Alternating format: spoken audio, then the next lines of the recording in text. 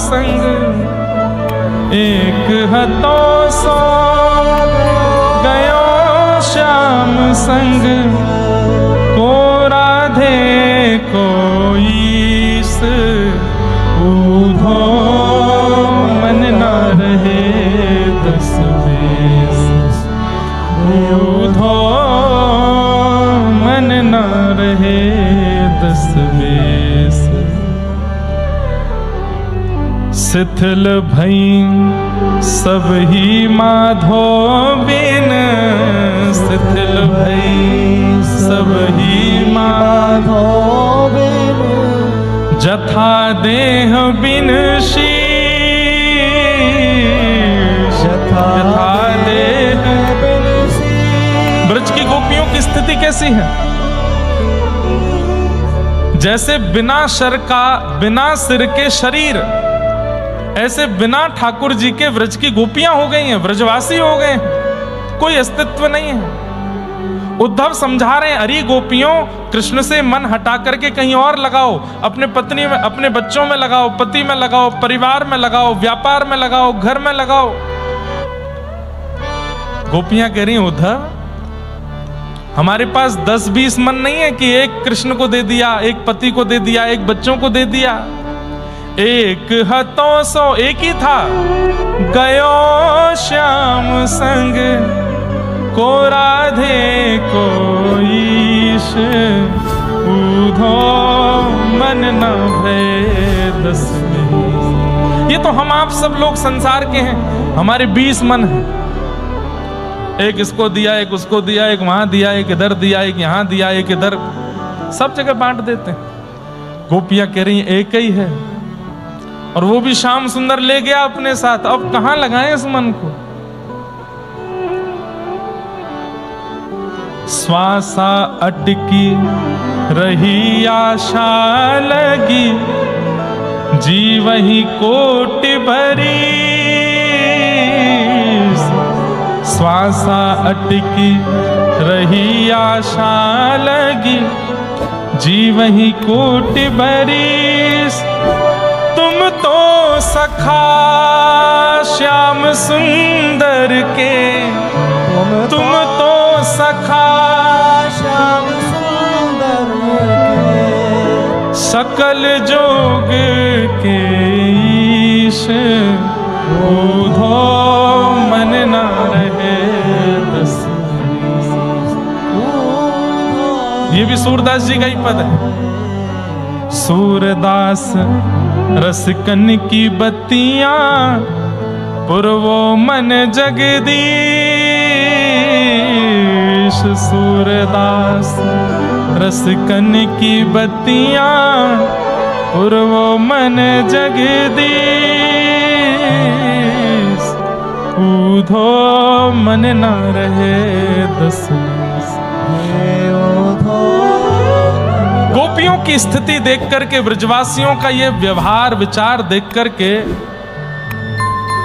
उद्धव जी महाराज रोते रोते ठाकुर जी के पास गए और जाकर के कहने लगे, वापस वृंदावन चलो, आप वृंदावन में ही रहिएगा। ठाकुर जी बोले, उद्धव नेत्र बंद करके खोलो। नेत्र बंद किए और फिर खोल करके देखा तो सब ब्रजमंडल वहीं प्रकट हो गया। ठाकुर जी बोले, ब्रजवासी सदा मेरे संग ही रहते हैं उद्धव। तो फिर उद्धव ने कहा, यदि आपके साथ ब्रजवासी रहते हैं, ये सब संयोग हो गया है, मुझे एक वरदान दे दीजिए। बोले, क्या? मैंने जैसे ललिता, विशाखा, तुंग विद्या आदि सखियों को रोते हुए देखा, मैंने जैसे श्री नंद यशोदा को रुदन करते हुए देखा, मैं जैसे सब गोपियों को रुदन करते हुए और श्री जी को विरह गाते हुए देख रहा था, मैं चाहता हूं कि कलिकाल में मैं भी जन्मूं और इन गोपियों के सब रस को, इन ब्रजवासियों के रस को मैं गाऊं। मैं गाना चाहता हूं, मैं रोना चाहता हूं। मुझे वरदान दो कि मैं कलिकाल में ऐसा भक्त बन के आऊं जो इन ब्रजवासियों के रस को गा सकूं। ठाकुर जी बोले, तथास्तु, कलिकाल में तुम हमारे परम भक्त सूरदास बनोगे। नेत्रहीन है सूरदास, नेत्र नहीं है, लेकिन ब्रजवासियों को गाया, ब्रज के रस को गाया है सूरदास जी। एक कथा यह है, और एक कथा यह है कि सखियों ने इनको श्राप दे दिया था। ठाकुर जी के निकुंज में प्रवेश कर रहे थे, सखियों ने रोका, नहीं माने तो सखियों ने श्राप दे दिया कि जाओ तुम नेत्रहीन हो जाओगे। इसलिए कलिकाल में उद्धव जी महाराज सूरदास बन के आए। पर हमको ये कथा इतनी ज्यादा मन को भाती नहीं, वो वाली कथा भाती है कि सूरदास जी के मन में आया मुझे गाना है। अच्छा, अब ये चरित्र आजकल 2 दिन तो चलेगा, बहुत बड़ा चरित्र है, लेकिन एक बात मैं पहले ही बता दूं कि सूरदास जी की 1.25 लाख पद रचना की इच्छा थी। वो 1.25 लाख पद लिखना चाहते थे, जिसमें से केवल 1 लाख पूरे हुए थे और सूरदास जी भगवत धाम को प्रस्थान कर गए। शेष 25,000 पद ठाकुर जी ने लिखे। ठाकुर जी ने प्रकट होकर के सूरदास जी के शेष 25,000 पद लिखे। उनमें अंतर कैसे पता चलता है? तो जिन पदों में सूरदास छाप आती हो, जैसे अभी हमने पद गाया, सूरदास रसकन की बत्तियां पूर्वो मन जगदीश, समझो ये सूरदास ने लिखा है। लेकिन जहां आ जाए शूर श्याम तो समझ जाइयो ये ठाकुर जी ने लिखा है। ठाकुर जी 25,000 पद रचनाएं पूरी करके गए सूरदास जी की। ऐसे श्री सूरदास, तो आओ उनका सुंदर पावन चरित्र सुनते हैं। भैरव सिही गांव है दिल्ली वृंदावन के बीच में, जहां पर सूरदास जी का जन्म हुआ। थोड़ा धीमा रखो, बहुत ध्यान से सुनिएगा। सारस्वत ब्राह्मण कुल में आपका जन्म हुआ। आपके माता पिता जो थे वो बहुत ज्यादा धनवान नहीं थे, धनाढ्य नहीं थे। विशेष रूप से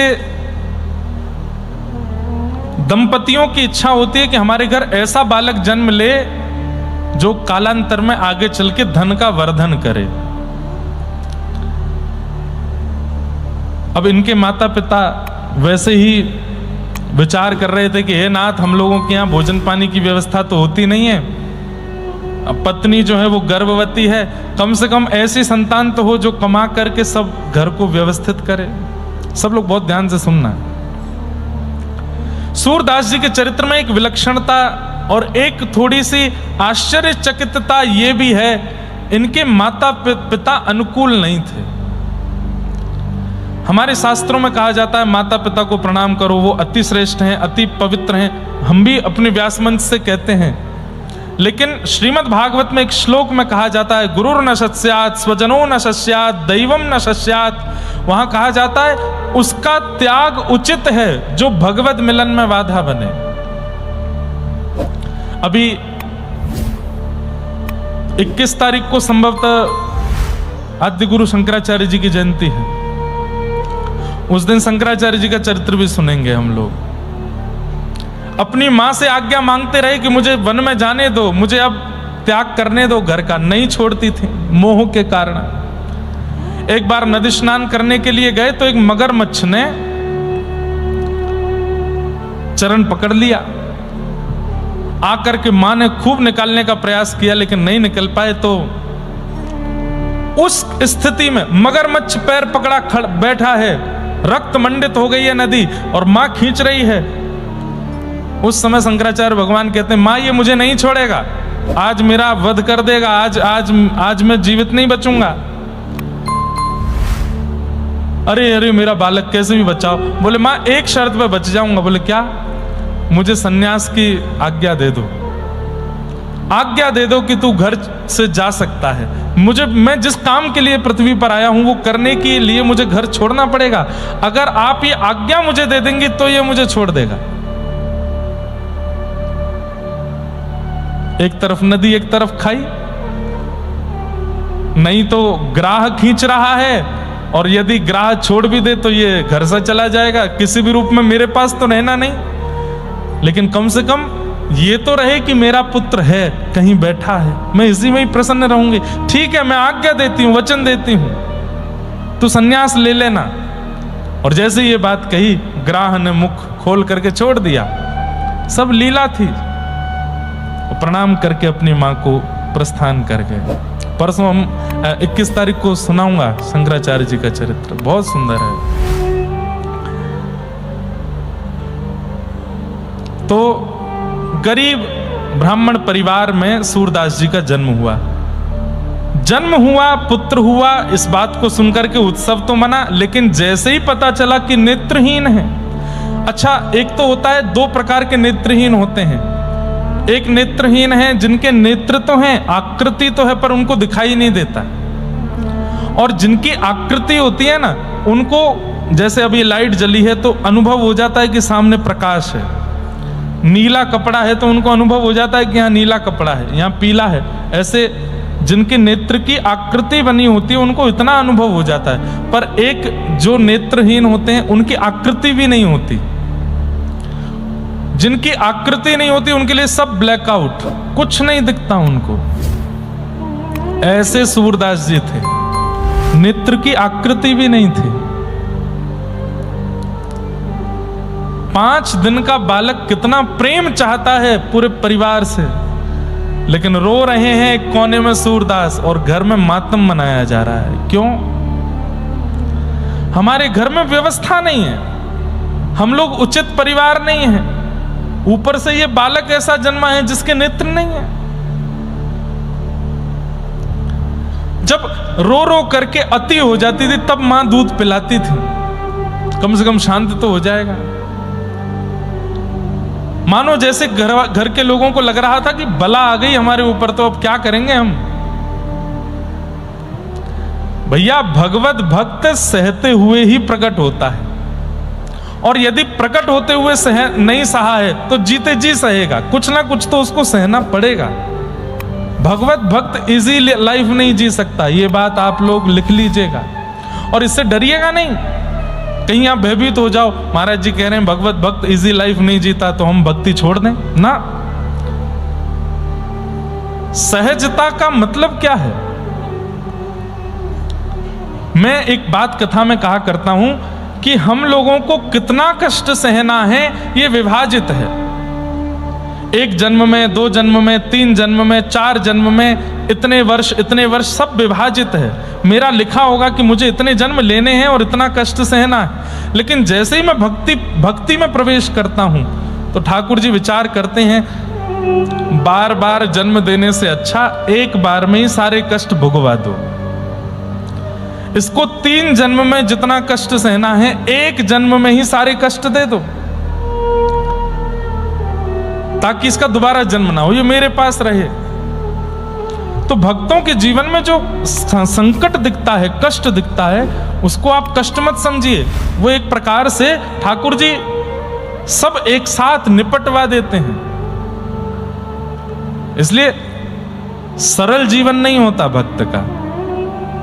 धीरे धीरे सूरदास जी बड़े हुए। 3-4 वर्ष की जब अवस्था हुई, घर वाले बस ऐसे रखते थे कि इसको रखना है, कोई विशेष उनके प्रति प्रेम नहीं था। लेकिन 3 विद्याएं ऐसी थीं जो जन्म से थी सूरदास जी में। पहली विद्या कवित्व, कविताएं, पद रचना और सुंदर सुंदर भाव रचना बहुत अच्छी करते थे, कवित्व रचना। दूसरा, सूरदास जी में जन्म से था गायन, गाते बहुत अच्छा थे।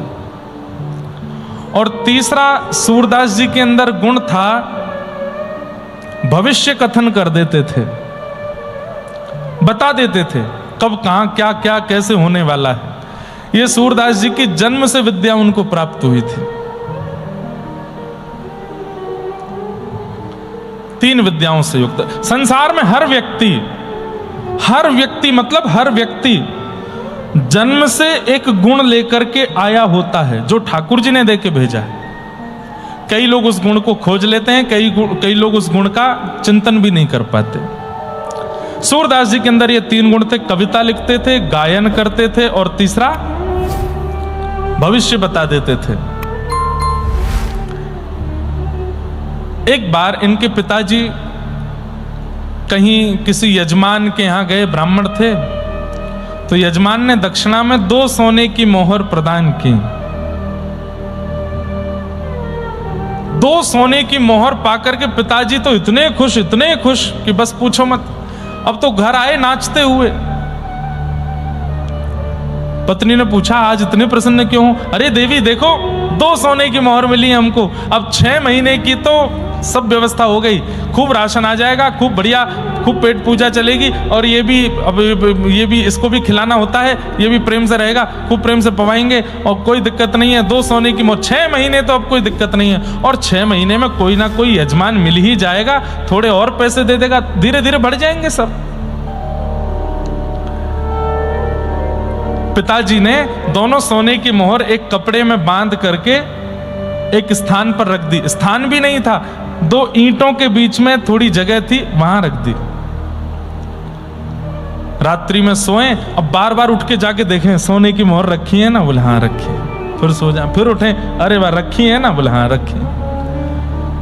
गहरी नींद लगी थी, इतने में ही 2 चूहे आए और पूरे घर को खगोल रहे थे। तभी वो पोटली मिली, पोटली मुंह में दबा के चूहे भाग गए वहां से। सुबह उठ करके ना कोई हाथ दर्शन किया, ना कोई सूर्य प्रणाम किया, कुछ नहीं, सीधे जाके पोटली ढूंढी 2 सोने की मोहर की।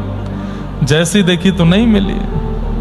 अब तो रोने लगे, पत्नी को बुलाया, कहां गई दोनों सोने की मोहर?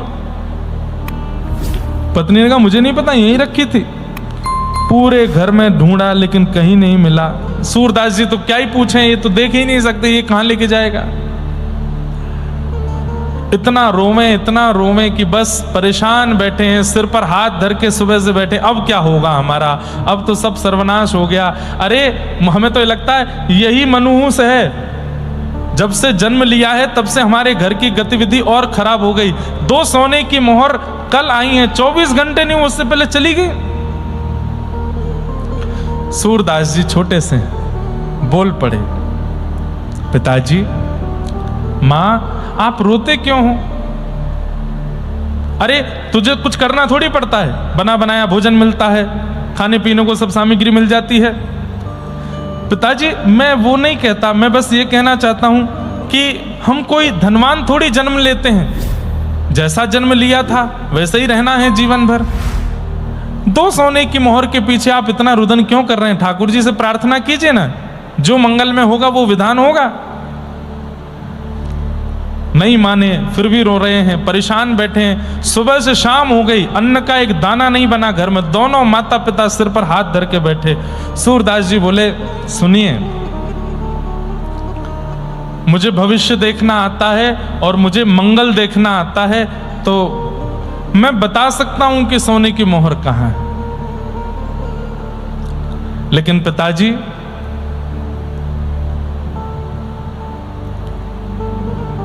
क्या सोने की मोहर बता तो दूंगा, लेकिन फिर मैं यहां नहीं रहूंगा, मैं चला जाऊंगा घर से। माता पिता बोले, तू चला जाना, जहां तेरा मन हो तू चला जाना, तू बस बता सोने की मोहर कहां है। सूरदास जी ने तुरंत एक स्थान पर बैठ करके ध्यान लगाया, बता दिया। और रात्रि 2 चूहे आए थे, पोटली को ले गए, दांतों से कुतुर दी है। एक सोने की मोहर तो यहां से सीधे जाएंगे, तालाब के पास एक पेड़ के नीचे पड़ी है, और एक सोने की मोहर उससे भी आगे थोड़ा जाएंगे, वहां पड़ी है, आप ढूंढ लीजिए। पिताजी दौड़ करके गए, जाके देखा तो दोनों सोने की मोहर मिल गई। लेकर के घर आ गए, फिर से खुश हो गए। पत्नी से, देखो मिल गई, अब इनको संभाल के रखना। सूरदास जी अपनी लाठी ढूंढ रहे थे, नेत्रहीन है। ए सूरदास, कहां जाओगे अब तुम? चलो ऐसे नहीं करते, अब बोल दिया था हमने ऐसे, अब कोई बात नहीं, रहो तुम यहीं रहो घर पर। नहीं पिताजी, मैंने कहा था कि मैं चला जाऊंगा, अब मैं जाता हूं। अरे माता पिता हैं, थोड़ा बोल देते हैं, इतना बुरा मानने वाली क्या, रुको घर पे। सूरदास जी बोले, अच्छा मैं रुक जाऊं? बोले हाँ, लेकिन पिताजी एक बात सुनो। बोले क्या? अगर मैं रुका तो ये सोने की मोहर फिर चली जाएंगी। जैसे ही कहा कि फिर चली जाएंगी, तो माता पिता कुछ बोले नहीं, मौन हो गए दोनों। सूरदास जी ने थोड़ी देर देखा, जब कुछ नहीं बोले, मंद मंद मुस्काते हुए अपनी लाठी लेकर के निकल गए। पिताजी ने आवाज भी नहीं लगाई पीछे से, कुछ खाके तो जाओ। मां ने एक बार भी नहीं कहा कि कुछ वस्त्र तो ले जाओ।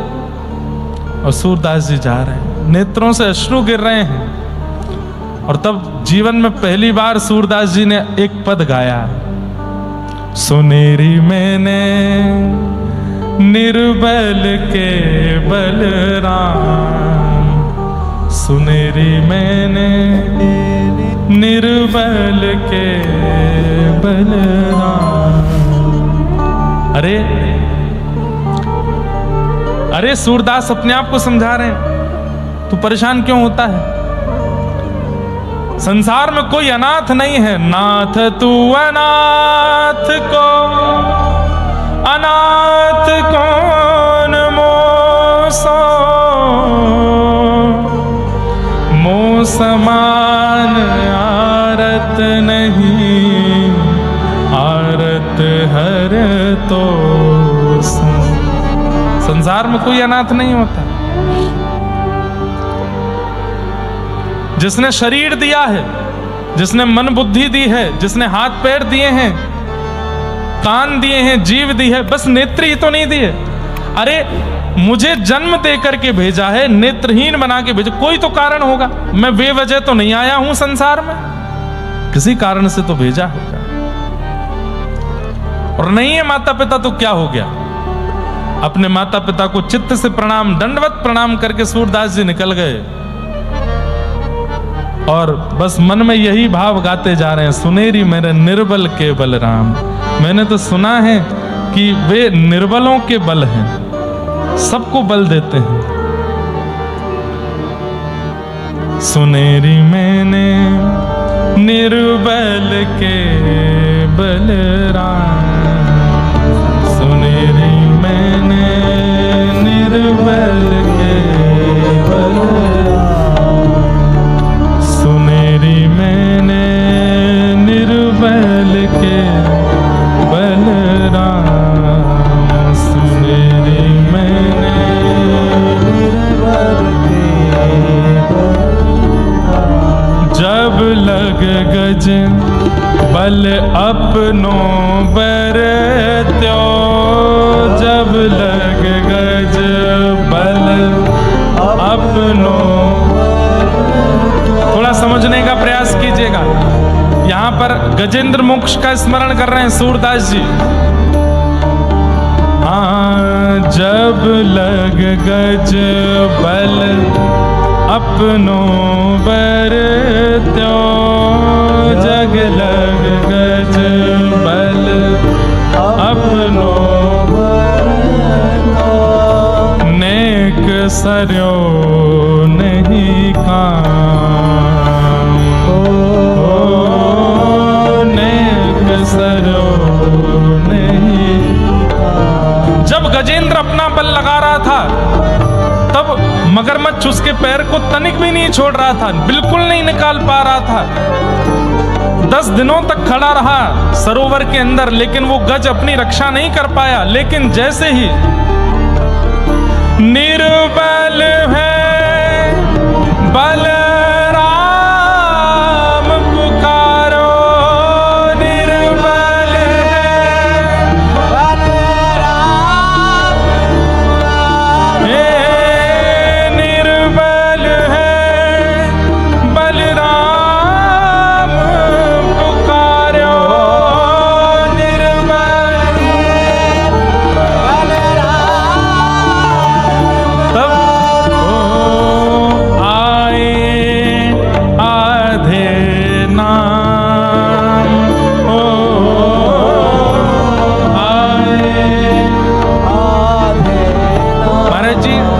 आधे नाम पे दो बातें कही जाती हैं, हमारे रसिक जन कहते हैं।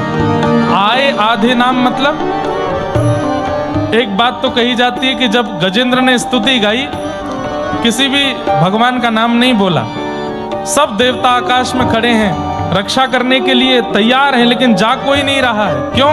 किसी का नाम नहीं बोला। तब ठाकुर जी ने गरुण जी को बुलाया और गरुण पर बैठ करके गजेंद्र की रक्षा करने के लिए जाने लगे तो लक्ष्मी ने पूछा कहां जा रहे हैं? तो हमारे यहाँ कहते हैं हा कहे वैकुंठ में, कहते थे कि हाथी की रक्षा करने जा रहा हूं, तो हा कहे वैकुंठ में, और था बोलते बोलते तो पहुंच गए ठाकुर जी उसके पास। आए आधे नाम, हाथी मतलब हाथी बोलने में एक क्षण लगता है, इतने हाँ बोले वैकुंठ में, था बोलते बोलते तो पहुंच गए उसके पास। आए आधे नाम, और इसमें दूसरा अर्थ बताया जाता है, नारायण खिलगुरो भगवन नमस्ते। गजेंद्र मोक्ष में अंत में गजेंद्र कहता, हे नारायण अखिल गुरु ब्रह्मांड नायक मेरी रक्षा करो। तो कहते हैं कि जैसे ही गजेंद्र ने कहा ना, वो नारायण पूरा नहीं बोल पाया है, रायण बोलना चाहता था, तब ना बोलते बोलते तो ठाकुर जी आ गए उसके पास। वही बात सोच करके श्री सूरदास जी मन में बड़े प्रसन्न हो रहे हैं। निर्बल है बलराम पुकारो, निर्बल है बलराम पुकारो, तब आए आधे नाम हो, आए आधे नाम। सुनेरी मैंने निर्बल के बलराम, सुनेरी मैंने निर्बल के बलराम। तीसरी बात कह रहे हैं, द्रुपद सुता निर्बल भईता दिन, द्रुपद सुता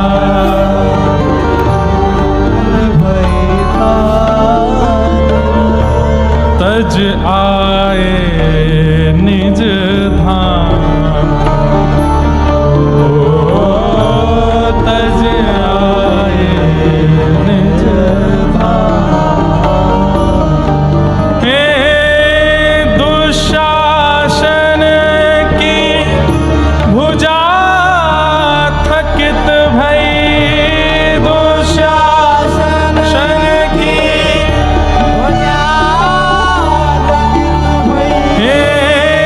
शासन की भुजा थकित भई, शासन की भुजा थकित भई। तब बसन रूप भय श्याम, बसन रूप भय श्याम। सूरदास जी सोच रहे हैं, महाभारत की सभा लगी है, बड़े बड़े योद्धा चारों तरफ बैठे हैं, और उस समय खेल में अपनी पत्नी को हार गए हैं पांडव। द्रौपदी जो अपने बड़ों के सामने इतनी लज्जा करती है, कभी नजर उठा के नहीं देखती, उसको उसके वस्त्र के पल्लू को खींच के उसको लाया गया सभा में। द्रौपदी उस समय मासिक धर्म में है, अत्यंत लज्जा से व्याकुल हो रही है, लेकिन यहां दुशासन बस खींचे जा रहा है, कैसे भी इनको निर्वस्त्र करना है। पहले अपना बल लगाया, 5 पतियों की ओर देखा, सब नीचे नजर करके बैठे हैं। भीष्म पितामह द्रोणाचार्य आदि सबकी ओर देखा, लेकिन कोई भी एक बार भी ये नहीं कह रहा है कि अरे ये हमारे घर की बहू है, ऐसे कोई निर्वस्त्र नहीं कर सकता। तब अपना बल लगाया, मैं क्षत्रिय नारी हूं, अपनी रक्षा स्वयं करूंगी। लेकिन जब अपने बल से भी अपनी रक्षा नहीं कर पाई है, वस्त्र का अंतिम छोड़ रह गया है खींचने को, दुशासन एक बार और खींच देगा और भरी सभा में द्रौपदी के साथ वो हो जाएगा जो नहीं होना चाहिए, एक सौभाग्यवती नारी के साथ। उस अंतिम छोड़ को खींचना चाह रहा है दुशासन, और उस समय दोनों हाथ छोड़ दिए हैं। द्रौपदी ने भुजा उठा करके कहा, हे कृष्ण द्वारिका वासिन,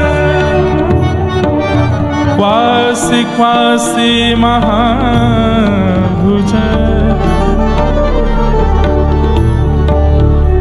हे कृष्ण कहाँ हुआ? ये कौरव आपकी बहन को निर्वस्त्र कर रहे हैं, आपको नहीं दिख रहा? कौरवम प्रतिभूतम वा किम न पश्यसि केशव, क्या आपको दिखाई नहीं दे रहा है कि मेरे यहां वस्त्र हरण हो रहे हैं? अरे कल को कोई कहेगा कि भरी सभा में कौन निर्वस्त्र हुआ, द्रुपद सुता कहेंगे तो बुरा नहीं लगेगा। द्रुपद की बेटी निर्वस्त्र हुई, बुरा नहीं लगेगा। पांडवों की पत्नी निर्वस्त्र हुई, सुनने में बुरा नहीं लगेगा। लेकिन गलती से अगर किसी ने कह दिया कि कृष्ण की बहन निर्वस्त्र हुई, लाखों करोड़ों भक्तों का विश्वास उठ जाएगा नाथ आपके ऊपर से। दोनों भुजा उठा करके जब कृष्ण कृष्ण कृष्ण द्वारिका वासिन क्वासी क्वासी कहां हो नाथ मेरी रक्षा करो। उसी समय बैठे हैं द्वारिकाधीश अपनी द्वारिकापुरी में और ये सब क्रिया चल रही है इंद्रप्रस्थ में। एक क्षण के लिए ठाकुर जी स्तब्ध हो गए और उसी समय अंतर्ध्यान होकर के पहुंच गए हैं। और उस भरी सभा में जैसे ही जाकर के देखा, बस अंतिम छोड़ खींच ही रहा है, निर्वस्त्र होने वाली है द्रुपद सुता। उसी समय वस्त्र रूप धारण करके ठाकुर जी प्रकट हो गए। खींचत खींचत खींचत दो भुज हारे, खींचते खींचते दुशासन की दोनों भुजाएं हार गई। वशन रूप भय साम, वस्त्र बन करके आ गए। द्रुपद सुता को वहां पर निर्लज्जता का अनुभव नहीं करने दिया श्याम सुंदर ने। कितने कृपालु हैं, कितने दयालु हैं। आज सूरदास जी कह रहे हैं मेरे माता पिता ने मुझे छोड़ दिया। द्रुपद सुता निर्बल भईता दिन, द्रुपद सुता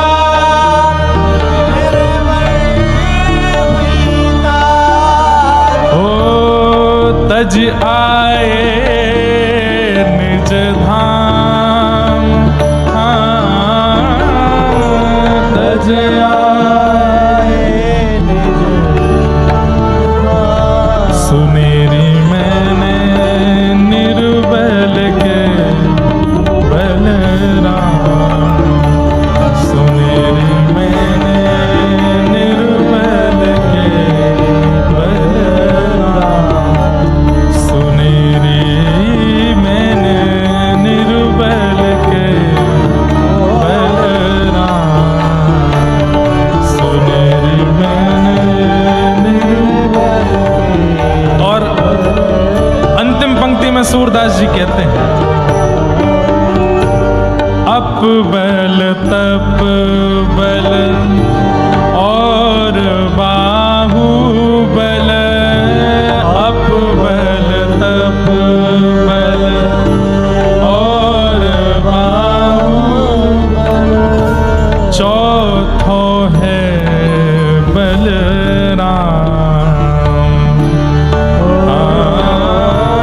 चौथो है बलराम।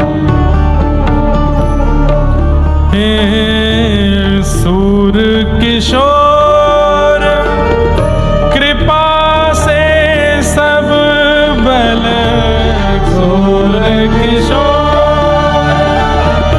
कृपा से सब बल, सूर किशोर कृपा से सब बल, सूर किशोर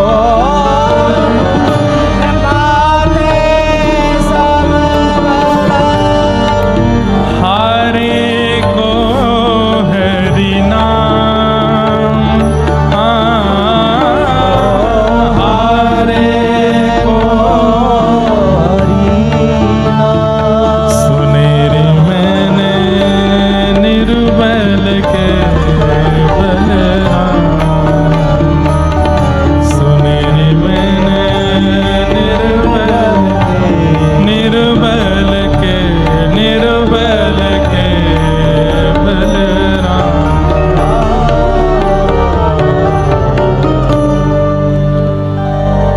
सूर किशोर कृपाते सब बल, हारे को हरि नाम। केवल हरिनाम ही है जो दुखियों को, जो पीड़ितों को, जो हारे हुओं को बचा सकता है, और कोई बल उस समय काम नहीं आता है। और हरि नाम कहते कहते श्री सूरदास जी अपनी लाठी लेकर के 6 वर्ष की अवस्था में घर से निकल गए और चलते चलते चलते चलते आप दूसरे गांव में पहुंचे। वहां जाकर के रात्रि हो गई, एक पेड़ के नीचे रहे। तभी वहां एक जमींदार, आज की डेट में कहें तो बहुत धनवान प्रॉपर्टी डीलर टाइप कोई व्यक्ति, बड़ा दुखी हारा वहीं से निकल रहा था। सूरदास जी महाराज बैठे थे। छोटे से बालक के रूप में सूरदास जी को देख करके उसने कहा, आप कहां से हैं, कौन हैं? बताया, मैं वहां से हूं, ये हैं। तुम क्यों इतने दुखी हो? बोले कि मेरी 10 गैया खो गई हैं। 10 गाय थी मेरी, पता नहीं चरने गई थी, लौट के नहीं आई हैं। हे भगवान, आप कृपा करके अगर कुछ अनुग्रह कर दें, क्योंकि आप नेत्रहीन पर ध्यान में बैठे थे तो मुझे लग रहा था कि भाई साधु महात्मा जानते हैं, बताना, आप बता दीजिए मेरी गैया कहाँ होगी। आप यदि बता देंगे तो उनमें से 5 गाय मैं आपको दे दूंगा। सूरदास जी महाराज बोले, हमको गैया नहीं चाहिए, लेकिन हम बता देते हैं, पास के एक गांव में एक घुड़साल है, वहां तुम्हारी 10 गैया हैं, जाओ ले आओ। गए, दौड़ करके देखा तो वहां घुड़साल में 10 गैया लेकर के आए। तो उस जमींदार ने कहा कि भाई ये तो बहुत अच्छे महात्मा हैं। उसने कहा, भगवान आप गैया तो ले नहीं रहे, पर कुछ कृपा कर दो मुझ पर। बोले, क्या कृपा करें? बोले, आप मुझे सेवा दे दीजिए, मैं आपकी झोंपड़ी बनवा दूं आपको रहने सहने के लिए। बोले कि वो तुम्हारी इच्छा। उसी पेड़ के नीचे एक सुंदर झोंपड़ी बनवा दी, उसमें सूरदास जी रहने लगे। और उस जमींदार ने जाकर के पूरे गांव में हल्ला मचा दिया। बोले, क्या? बोले, वो भविष्य बताते हैं वो तो। अब तो सूरदास जी के पास अगले दिन 5 लोग आ गए, उसके अगले दिन 1, 2, 10-20 लोग आ गए, फिर 50-60 लोग आ गए। अब तो भीड़ इतनी, आगे पीछे लोग घेरे बैठे रहते हैं। कोई कहे मेरी बेटी का ब्याह कब होगा, कोई कहे मेरा ये काम कब होगा, मेरी गैया दूध नहीं दे रही, कब से देना शुरू करेगी, कृपा करके बता दो। सूरदास जी सबको बता मैं। कोई आगे पूछता, भैया उम्र 40 साल हो गई, ब्याह नहीं हो रहा है, कुछ बता दो। सूरदास जी कहे, तुम ऐसे ही मरोगे, ब्याह नहीं होगा तुम्हारा। अरे थोड़ा देख लीजिए, पास के गांव से एक समाचार आया तो है, वो राजी तो हो गई है। बोले कि वो राजी तुम्हारे लिए नहीं हुई है, तुम्हारी संपत्ति के लिए हुई है। सब बता देते स्पष्ट।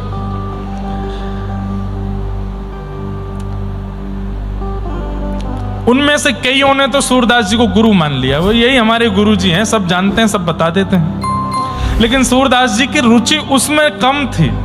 वो एक समय पर बैठ के जब सत्संग करते थे उसमें उनको बड़ा आनंद आता था। और सूरदास जी अपने प्रारंभिक समय में दीनता के पद ज्यादा गाते थे।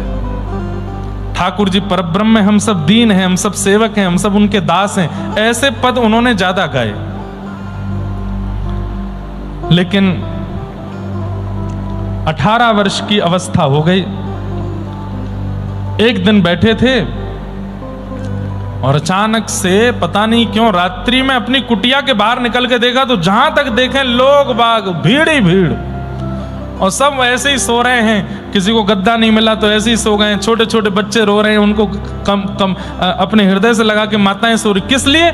सुबह 4 बजे सूरदास जी बाहर निकलेंगे, नहाने जाएंगे, तो बीच रास्ते में हम पूछ लेंगे हमारा ये काम कैसे बनेगा, तो चलते फिरते भी बता देते थे। सूरदास जी बोले, इनमें से एक भी भक्ति युक्त होने के लिए, ज्ञान युक्त होने के लिए नहीं आया है, सब चमत्कार के पीछे आए हैं। तो सूरदास जी बोले, सुबह होने दो। सुबह हुई, जैसे ही ब्रह्म मुहूर्त हुआ, सूरदास जी कुटिया के बाहर आके बैठे। हजारों लाखों लोग चारों ओर सब जय जयकार कर रहे, सूरदास जी की जय हो, सूरदास जी की जय हो। पहले उनको सूरदास ने सूर स्वामी कहा जाता है, सूर स्वामी की जय हो। सूरदास जी बोले, सब लोग शांति रखो, हम एक घोषणा करने वाले हैं, सब लोग ध्यान से सुनना। क्या घोषणा करेंगे? सब बिल्कुल सुई गिर जाए तो आवाज आ जाए, इतनी शांति में सुनने। सूरदास जी बोले, आज के बाद हम भविष्य कथन नहीं करेंगे। हमको कल रात्रि में कुछ आज्ञा हुई भगवान की, और हम आज के बाद किसी को कुछ नहीं बताएंगे। भविष्य बताना आज से बंद। सब एक दूसरे, तो फिर क्या करोगे? बोले, यहां बैठ के भजन करेंगे और शाम को 1 घंटा प्रवचन करेंगे, जिसको आना है आओ। 10 लोग भी नहीं रहे, सब चले गए। जितने थे सब वहां से लौट लौट के चले गए। 10 वो लोग रुक गए जिनको सूरदास जी के प्रवचन में आस्था थी। और लाखों लोग वो चले गए जो केवल चमत्कार के लिए रुके हुए थे। सूरदास जी प्रसन्न हो गए, बोले बस जितना कम सामान रहेगा उतना सफर आसान रहेगा।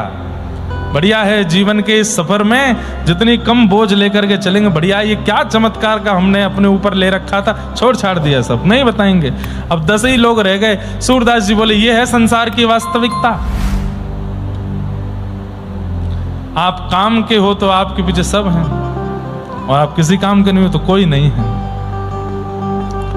10 लोग बचे। सूरदास जी बोले भैया तुमको चमत्कार से किंचित भी अगर लोभ हो तो पहले ही बता दो। बोले कुछ नहीं है महाराज। बोले तो चलो हमारे साथ, और निकल पड़े महाराज। चलते चलते पहुंच गए श्री गौ घाट, यमुना जी के तट पर, मथुरा व्रजमंडल में आ गए। वहां रहकर के अब सूरदास जी केवल पद गाते हैं और भगवान का सत्संग करते हैं। 10-15 साल ऐसे ही निकल गए। अब एक बहुत ध्यान से सुनने वाली बातें हैं। बहुत छोटे छोटे प्रसंग में बहुत कुछ अनुभूतियां होती हैं। सूरदास जी की अवस्था लगभग 35 वर्ष की हो गई, लेकिन आज सूरदास जी के मन में आया कि मेरे अंदर भक्ति तो आ गई, मेरे अंदर भजन तो आ गया, ज्ञान तो आ गया, प्रेम नहीं आया। मैंने सुना है कि यहां बैठ करके लोग कथा सुनते हैं, प्रवचन सुनते हैं, नेत्र सजल हो जाते हैं, उनके नेत्रों से अश्रु गिरने लगता है। मेरी ये अवस्था तो अभी तक नहीं बनी। क्यों नहीं बनी? गुरु नहीं आए मेरे जीवन में, मेरे जीवन में गुरु नहीं आए। एक बात कहें बंधुओं, बहुत कम अवस्था में गुरु मिल जाएं ऐसी भावना मत रखिए। प्रारंभिक भजन केवल इसलिए कीजिए कि मुझे गुरु मिल जाएं, और गुरु मिलने के बाद जो भजन होगा वो ठाकुर जी की प्राप्ति के लिए होगा। प्रारंभिक भजन तो गुरु प्राप्ति के लिए हो। अभी जो भजन चल रहा है वो किस लिए हो कि मुझे मेरे जीवन के गुरु मिलें। पहले भजन से गुरु मिलें, गुरु मिलने के बाद गोविंद मिलें। 35 वर्ष बाद आज सूरदास जी विचलित हो गए और मन में सोचने लगे मेरे गुरु नहीं है। मेरे गुरु कौन है? मेरे आचार्य कौन होंगे? मेरे नाथ कौन है? मेरे स्वामी कौन है? यमुना जी से प्रार्थना करने लगे, व्रज से प्रार्थना करने लगे, रजरानी से प्रार्थना करने लगे, मेरे जीवन के सदगुरु भेजिए मेरे पास। और बस अब तो यही व्याकुलता है कि गुरु मिलें, गुरु मिलें, गुरु मिलें। सुन ली उनकी पुकार।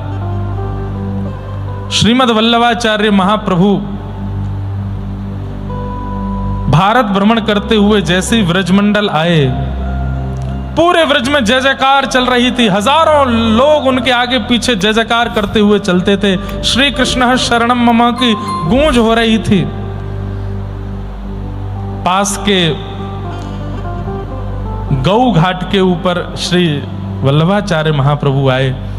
हल्ला हल्ला सुन करके श्री सूरदास जी महाराज ने कहा भैया इतना शोरगुल है, बाहर इतने सारे लोग, ये किस लिए हैं? बोले अरे श्रीमन महाप्रभु श्री वल्लभाचार्य महाप्रभु पधारे हैं, उनके शिष्य आदि आए। बस वल्लभाचार्य नाम सुनते ही मानो जैसे परम शांति का अनुभव होने लगा। सूरदास जी को ऐसे लगने लगा जैसे अत्यंत प्यासे को जल पिला दिया गया हो। मन में इच्छा हुई, अभी ये इच्छा नहीं हुई कि यही मेरे गुरु हैं, मन में केवल इच्छा हुई कि इनका इतना नाम मैंने सुना है, इतना इनका यश है, और सबसे बड़ी बात वो केवल भक्ति पर प्रवचन करते हैं, और उनकी कथा सुन के, प्रवचन सुन के लोग भक्त बन जाते हैं। भैया कोई हमें दर्शन करा लाओ। गांव के लोग बोले, सब लोग इधर देखो, ध्यान से सुनो। हाँ लाली क्या चाहिए? कहाँ को आ रही हो भगवती? जय हो जय हो। अनसुईया मैया हैं, दत्त प्रभु ने भेजे, जाओ मैया आप ही वंदन कर आओ व्यासपीठ को। क्या बता रहा था मैं? कहाँ चल रही थी कथा? अच्छा हम बोले जा रहे हैं, आपको समझ तो आ रही है ना? सबको हिंदी समझ आती है ना? यहाँ पे 2 बार कथा कर चुके हैं हम पहले भी, हमको पता है, लेकिन फिर भी कई लोग ऐसे हैं जो मराठी ही बोलते हैं या संस्कृत ही बोलते हैं। सबको हिंदी समझ आ रही? हाथ ऊपर करके एक बार बता दो। हाँ ठीक है बस।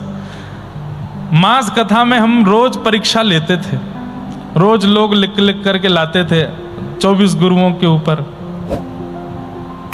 इस बार भी महाराज जी से आज्ञा लेके कुछ परीक्षा जैसी करते हैं, और पूछने पर जो उत्तर नहीं देगा उसको कान पकड़ के खड़ा होना पड़ेगा थोड़ी देर, ठीक है। कथा में प्रारंभ के 10 मिनट केवल प्रश्नोत्तर करेंगे, ठीक है, और रैंडमली ऐसे उठा के, हाँ भाई तुम उठो बताओ, ध्यान से सुनना कल कहीं आपका नंबर नहीं आ जाए। भाई कभी कभी ऐसे ही सुनानी पड़ती है कथाएं ताकि भक्ति चित्त में आवे। ध्यान से सुनो। तो सूरदास जी महाराज किसी से बोले, भैया वल्लभाचार्य जी आए, गौ घाट पे बैठे, हमें दर्शन करा लाओ। तो गांव का कोई व्यक्ति बोला, अरे आपको दिखता तो है नहीं, लाठी पकड़ के चलते हो, इतनी भीड़ भाड़ है वहां पर। और वैसे भी सूरदास जी बुरा मत मानियो, ब्रजभाषी तो ब्रजभाषा ऐसे ही बोल देते हैं, ब्रजवासी लोग ऐसे ही बोल देते हैं। बोले आपको दिखाई तो देवे ना है, कहा देखोगे वल्लभाचार्य जी में, आंखन के आगे कछु दिखे तो है ना है। जैसी स्थिति यहाँ कुटिया में वैसी माए व्यवहारी है, दिखना तो कछु है ना, यहीं बैठे रहो। तो सूरदास जी के नेत्र सजल हो गए, अरे पागल, मैं उनको नहीं देख पाऊंगा पर वो तो मुझे देख लेंगे ना, वो तो मुझे देख लेंगे, उनकी दृष्टि तो एक बार मुझ पे पड़ जाएगी। और उनकी दृष्टि पड़ गई, गुरु दृष्टि पड़ गई, यही तो हम चाहिए। चल ले चल मोकू। और सूरदास जी लिए लाठी हाथ में चले गए वल्लभाचार्य महाप्रभु का दर्शन करने। बंधुओं, वल्लभाचार्य जी कौन है? भगवान के मुख के अवतार हैं। श्री ठाकुर जी के मुख की इच्छा हुई कि मेरा इतना वर्णन सबने किया, मैं भी तो इसको देखूं ये कैसा है। तब भगवान का मुख ही श्रीमद् वल्लभाचार्य जी के रूप में प्रकट हुआ। सोचिए, भगवान के अंग प्रत्यंगों को भी इच्छा हो जाती है कि हम भी तो अपना अनुभव करें। कितना सुंदर है भगवान का मुख। वही श्रीमद् वल्लभाचार्य जी के रूप में प्रकट हुए।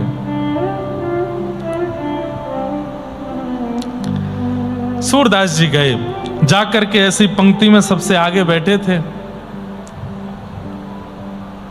वल्लभाचार्य महाप्रभु देख करके बोले, सूरदास, हमने सुना है आप पंक्तिबद्ध करते हैं, गाते हैं, कुछ गाओ। तो सूरदास जी महाराज बोले, सब आपकी कृपा है, कुछ गाओ। तो सूरदास जी गाने लगे। क्या? कौन कुटिल खल कामी मौसम, जो तन दियो ताहि बिसरायो, जो तन दियो। एक बात कहें बंधु, सूरदास जी के पद में एक विशेषता है, आप कहीं बैठ के गा दीजिए, ठाकुर जी सुनने अवश्य आते हैं। सूरदास जी के पद ठाकुर जी को इतने प्रिय हैं, इतने प्रिय हैं, आप कहीं भी बैठ के गाने लगिए। मैं गाता हूं तो मेरे कहीं ना कहीं के रोंगटे खड़े होते हैं, मुझे लगता है ठाकुर जी आ गए, सुनने आए। इतने प्रिय हैं सूरदास जी के पद। और अभी तो बहुत बड़ा एक चेंज आने वाला है, गुरु जीवन में आ रहे हैं ना। देखिए गुरु के आते क्या होगा सूरदास जी के साथ। अभी तक आपने सारे पद सुने, सूरदास जी ने कैसे पद गाए, क्या गा रहे हैं? जो तन दियो ताहि बिसरायो, जो तन दियो ताहि बिसरायो, ऐसो नमक हरामी मौसम, ऐसो नमक हरामी मौसम, कौन कुटिल खल कामी मौसम, कौन कुटिल खल कामी मौसम। गाने लगे। भर भर उदर विषय को धावो, भर भर उदर विषय को धावो, जैसे सूकर ग्रामी ग्रामी, जैसे सूकर ग्रामी, हरिजन छाणी हरि विमुखन की, हरिजन छाणी हरि विमुखन की, निस दिन करत गुलामी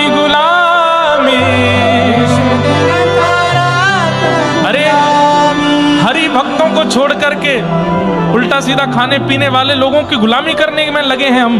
कौन कुटिल खलकामी मौसम, भरी भरी उधर विषय को धावो, विषयों को ही केवल इस पेट में भर रखा है हमने। कैसे? जैसे कोई एक ग्राम का सूकर, वो केवल पेट भरना चाहता है, अब उसके मुंह में कीचड़ आवे, गंदगी आवे, नाली का पानी आवे।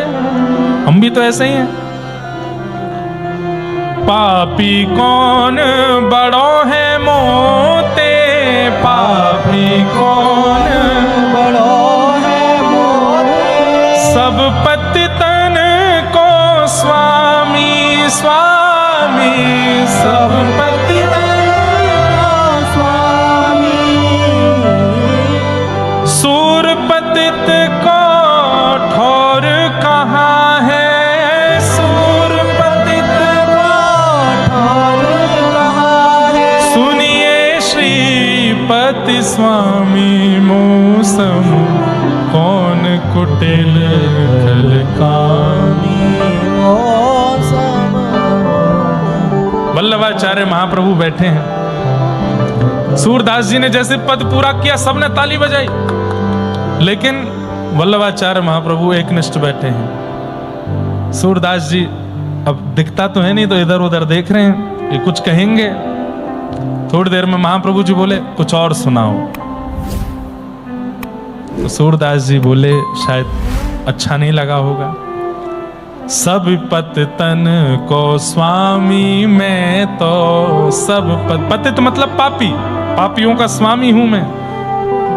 पद पूरा गाया। वल्लभाचार्य महाप्रभु बोले कुछ और सुनाओ। आज तक सूरदास जी के पद को सुनकर के ऐसा कभी नहीं हुआ कि कोई स्तब्ध ना हो गया हो, लेकिन आज श्रीमद वल्लभाचार्य महाप्रभु बार बार कह रहे हैं कुछ और सुनाओ। तब सूरदास जी हाथ जोड़ करके बोले भगवान क्या सुनाऊं, बताइए ना। तब वल्लभाचार्य महाप्रभु बोले ठाकुर जी की लीला सुनाओ। तो सूरदास जी बोले भगवान जो अनुभव हुआ आज तक वो गाया, जिसका अनुभव नहीं हुआ वो कैसे गाऊं। मुझे अनुभव नहीं हुआ ठाकुर जी की लीला का, मैं नहीं जानता उनकी लीला कैसी है। आप सामने बैठे हैं, कृपा कर दीजिए। जाओ यमुना स्नान करके आओ, अभी जाओ। सूरदास जी महाराज तुरंत उठे, गए यमुना जी में गोते लगाए, गीले वस्त्रों में ही आए हैं। वल्लभाचार्य महाप्रभु ने बैठा है, बोले बैठो, कान पास में लाओ। कान पढ़ करके महाराज गुरु मंत्र दे दिया, गले में कंठी माला पहना दी और कहा अब सामने बैठ के गाओ। सूरदास जी उठ करके सामने गए और इतना ही नहीं, सामने बैठे तब जब गुरु दीक्षा दी तो गुरु मंत्र दिया, गले में कंठी माला पहनाई और फिर किसी सेवक से कहा भागवत जी लेके आओ। श्रीमद् भागवत जी का प्रथम नहीं, द्वितीय नहीं, तृतीय, चतुर्थ, पंचम, षष्टम, सप्तम, अष्टम, नवम सारे स्कंद निकाल दिए। दसम स्कंद खोला जहां पर ठाकुर जी का जन्मोत्सव होता है। सीधे कहना प्रारंभ किया, नंदस्त्वात्मजोत्पन्ने जाता ह्लादो महामना आहूय विप्रान वेद ज्ञान स्नातः सुचिरलंकृतः।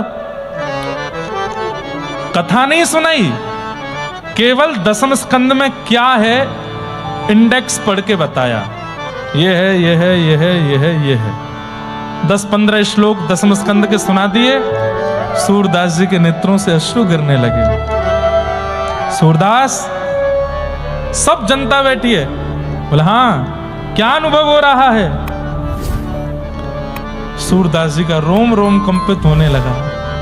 बोले नंद भवन है सामने, साक्षात नंद बाबा खड़े हैं, श्री यशोदा मैया खड़ी हैं और घुटने पर चलते हुए नन्हे से मदन मोहन मेरी ओर दौड़े हुए आ रहे हैं नाथ। बोले बस अब शुरू हो जाओ, अब लीला गानी है, अब और कुछ नहीं गाना है, केवल ठाकुर जी की लीला गाओ।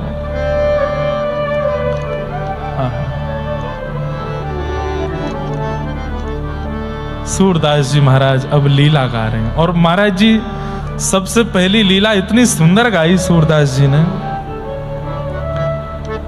दीक्षा होते ही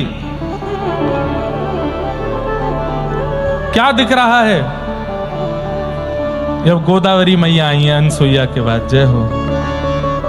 क्या चाहिए है, टॉफी नहीं है यहां पर।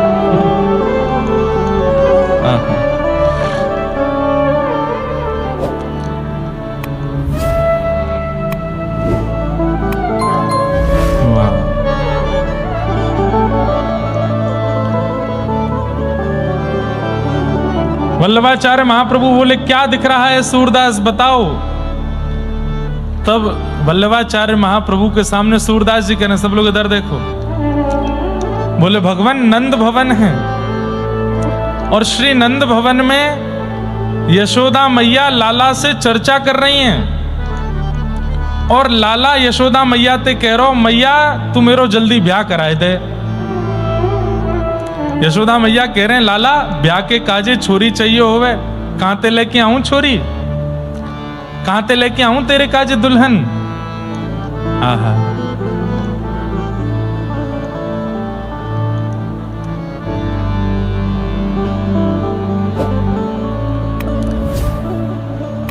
सूरदास जी कह रहे हैं कि यशोदा मैया ठाकुर जी से कह रहे हैं कहां से लेके आऊं तेरे काजे लाली।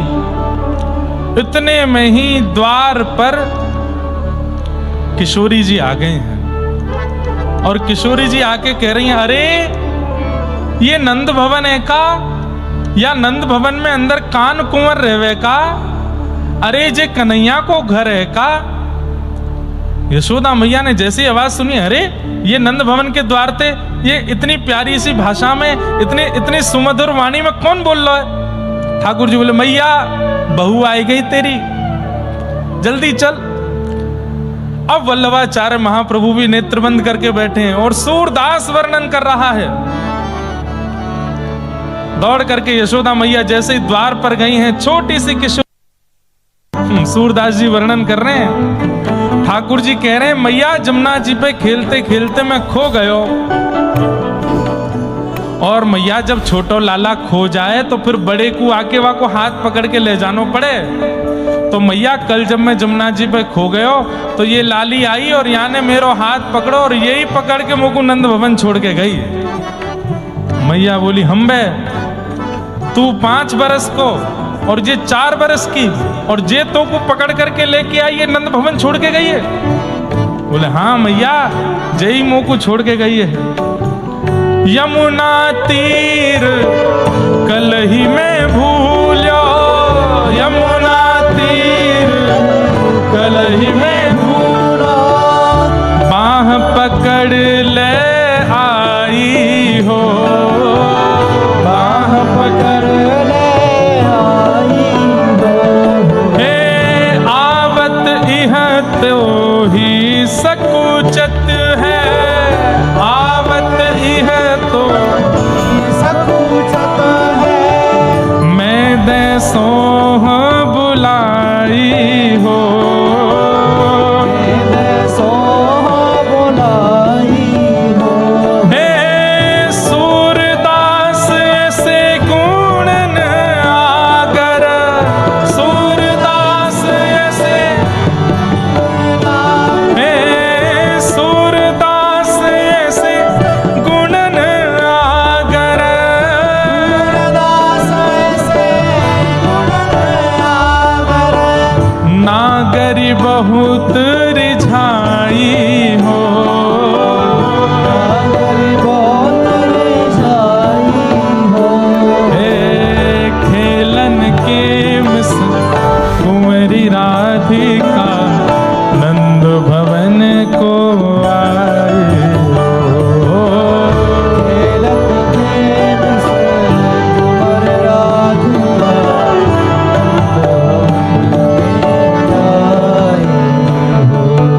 ठाकुर जी बता रहे मैया कल मुँह को यही लेके आई नंद भवन, अब या को रास्ता पता चल गया तो या हमारे आइए। आप तो बहुत डर रही है मैया, या हमारे चुपचाप खड़ी है तो या के बदले मैं बोल रही हूं। यशोदा मैया बोली लाली तो बड़ी सुंदर है। कान में ठाकुर जी बोले मैया यही तो मेरो ब्याह करा दे, अब ही करा दे मैया। मैया बोली ऐसे ब्याह ना होयो करे, पहले माता पिता ते आज्ञा लेनी होवे। अब ये सब लीला सूरदास जी सामने बैठ के बोल रहे हैं और श्री वल्लभाचार्य महाप्रभु नेत्रों से अश्रु गिर रहे हैं, श्रवण कर रहे हैं। फिर क्या हुआ सूर, अरे फिर का भयो, अरे देखो तो गुरुदेव भगवान क्या दिख रहा है। बोले क्या दिख रहा। हे यशोमती राधा कुंवर सवारती, यशोमती राधा कुंवर सवारती, वल्लभाचार्य जी बोले ब्याह हो रहा है कि नहीं हो रहा? बोले ब्याह नहीं हो रहा है। बोले तो रोका हो रहा है, संबंध पक्का हो रहा है। किशोरी जी को गोद में बैठा करके श्री यशोदा मैया उनका श्रृंगार कर रही हैं, हाथों में चूड़ी पहना रही हैं, पैरों में महावर। हमारे उत्तर भारत में जब लड़का के लिए वधू फाइनल कर देते हैं तो उसका रोका करते हैं, और दुल्हन जैसा ही श्रृंगार करते हैं उसका, दुल्हन जैसा श्रृंगार, मांग में सिंदूर, सारे आभूषण पहनाते हैं और बिल्कुल दुल्हन जैसा श्रृंगार करके अपने पुत्र के बगल में बिठा देते हैं और फिर दोनों का संबंध पक्का कर दिया जाता है। तो ऐसे ही श्री यशोदा मैया ने मांग पारी बेनीजु सवारती, गूथन सुंदर भांति, गौर भाल बिंदु बदन मनु, इंदु प्रात रचि कांति, सारी चीर नई फरिया ले अपने हाथ बनाई, आंचल सो मुख पोंछ अंग सब आप ही ले पहराई, तिल चावर बतासे मेवा दिए कुंवरी की गोद, सूरदास राधा तनु चितवत, जशुमति मन तन मोद। किशोरी जी की गोद भराई कर दी और खूब सारी सामग्री देकर के और पक्की कर दी है। श्री यशोदा जी ने संबंध पक्का कर दिया है। और ये भाव सुनकर के आहा, सब ब्रजवासी आनंदित हो रहे हैं। सुनने वाले जितने भी वैष्णव वहां बैठे हैं सब सूरदास जी की जय जयकार कर रहे हैं। ये तो पहली बार ऐसा अनुभव हुआ कि दीक्षा प्राप्त होते ही, आज तक जिस कथा को नहीं सुना, आज तक जिस लीला का अनुभव नहीं किया, उस लीला का अनुभव श्री सूरदास जी महाराज को वहीं बैठे बैठे होने लगा है। बोलो सद्गुरुदेव भगवान की, श्री सूरदास जी महाराज की, श्री वल्लभाचार्य महाप्रभु की। ठाकुर जी की मधुर लीलाओं का अनुभव श्री वल्लभाचार्य महाप्रभु के कृपा से सूरदास जी को होने लगा। सूरदास जी महाराज ने अब वल्लभाचार्य महाप्रभु से कहा कि भगवान अब एक कृपा कर दो। बोले क्या? 35 वर्ष की अवस्था में आपने भगवत अनुभव कराया, अब शेष जीवन आपके साथ ही रहना है, आप अपने साथ ले चलो। और पहली बार श्री महाप्रभु वल्लभाचार्य जी, सूरदास जी और हजारों शिष्य थे, सबके सहित उनको लेकर के गोकुल आए। और गोकुल में श्री सूरदास जी ने पहली बार नवनीत प्रियालाल जी का दर्शन किया, जो आज भी नाथक द्वार में विराजमान है। श्रीनाथ जी के बिल्कुल बगल वाले मंदिर में विराजते हैं नवनीत प्रिया जी, उनका सूरदास जी ने दर्शन किया।